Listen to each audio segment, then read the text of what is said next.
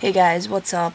I was talking to my mom today because she works with people with mental illnesses, and a couple of the people that she works with are schizophrenic, and we were just talking about like imaginary friends and stuff, and I was like, well, yeah, I had 3 imaginary friends growing up, and she's like, what? You never told me that, and I'm like, well, I was just a kid, you know?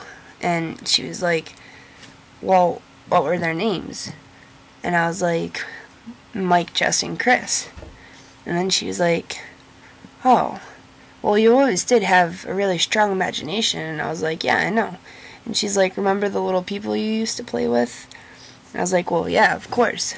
I used to play with them for hours. And what they were was just, I had a big collection of toys that were just little toy people. And I would sit there for hours and just pretend I was them.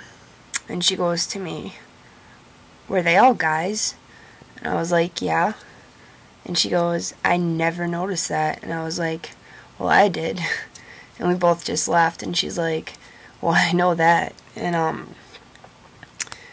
it was really cool because it was like her starting to realize that like there was always signs there. So I was just thinking about all the signs that always were there, and I could go on for like literally 3 hours talking about all the signs and how it's always been the same, but I just wanted to talk about a couple of them because, I don't know, it's just really interesting to me. It like proves that you're born this way, that it's not just something that you wake up one day and you're like, oh. So, when I was, as far back as age 3, I remember feeling this way. I always thought I was a guy. And when my mom and we went to New York to visit my grandfather on my dad's side and his girlfriend, and they bought me this little curly outfit. It was like a shirt that was like a dress and these legging things, and they tried to make me wear it, and I started flipping out. I was like, no way, are you kidding me?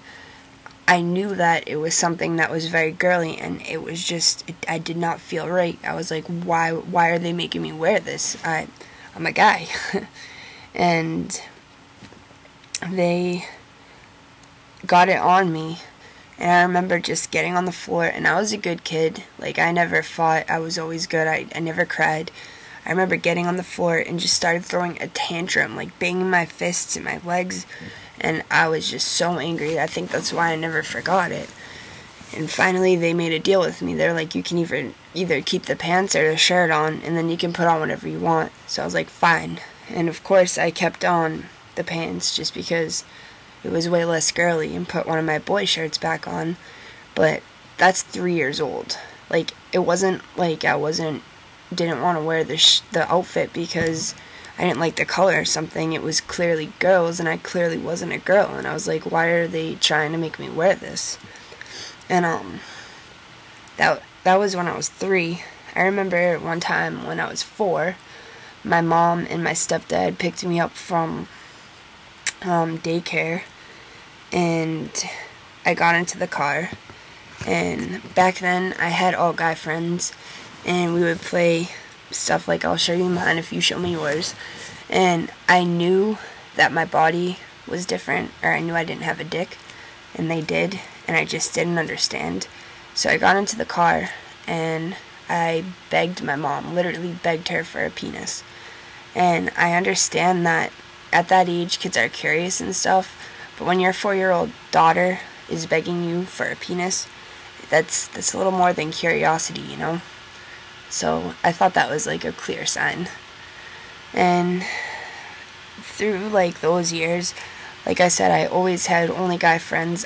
I felt like a guy. I knew my body was different, but I think I just didn't let myself think about that. I just knew how I felt, knew what I was, and just continued to just live my life as who I was, a guy.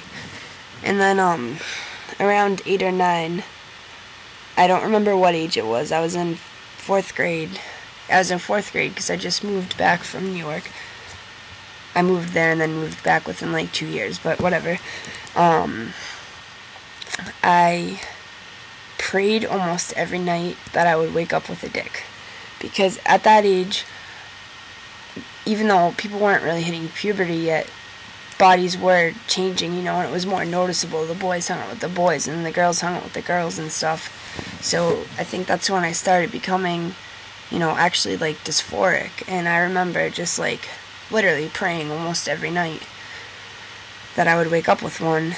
And I remember one particular night, the last time I ever prayed for that to happen, I prayed that I would wake up either with a dick, or I had this like shelf of Beanie Babies, and I prayed either that or I'd wake up and they would all be on the floor, knocked off the shelf.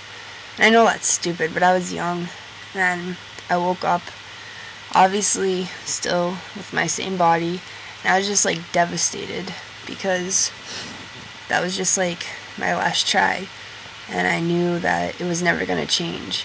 I didn't know about the transgender community. I didn't know about, you know, being able to change your sex.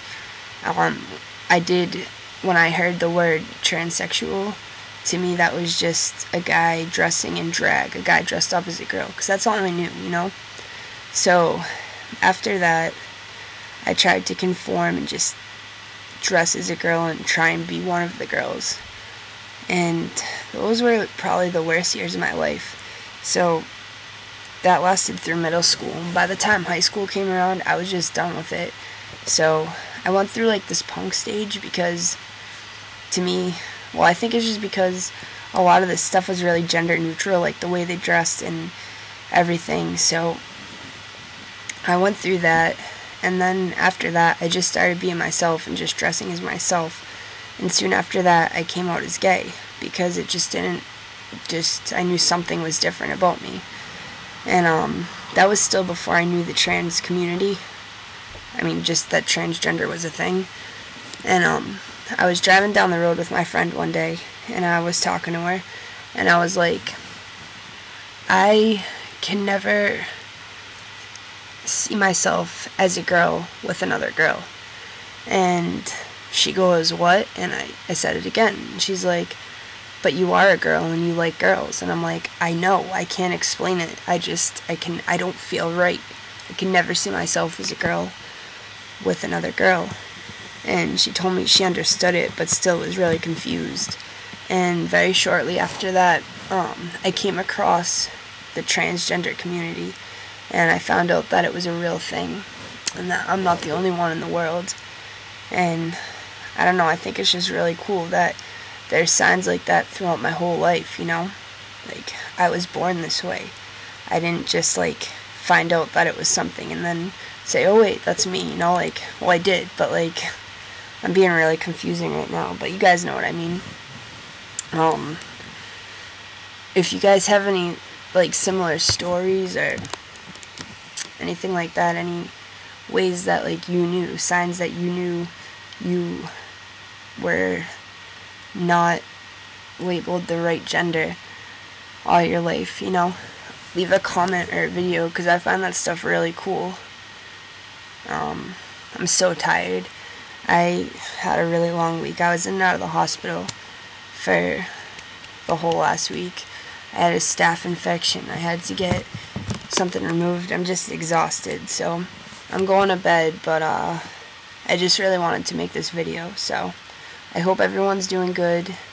Leave a comment or a video response or anything if you have anything similar, and I hope you're all doing good. Alright, night.